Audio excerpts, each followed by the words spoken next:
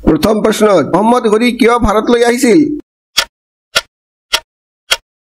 উত্তৰটো হল মহম্মদ ঘড়ীয়ে ধন সম্পত্তি আহৰণৰ উদ্দেশ্যে আৰু এই অঞ্চলত ইছলাম প্ৰচাৰৰ উদ্দেশ্যে ভাৰতত আক্ৰমণ কৰিছিল কোন দেশত বাতৰি কাকত কাপোৰৰ ওপৰত ছপা হয়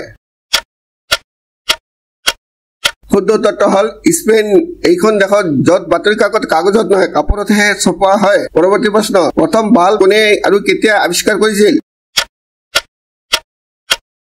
উত্তৰটো হল থমাস এডিসন 1879 চনত থমাস এডিসনে প্ৰথম বাল্ব উদ্ভাৱন কৰিছিল পৰৱৰ্তী প্ৰশ্ন ভাৰতত নিৰ্মিত প্ৰথমখন ৰঙীন ছবি কি আছিল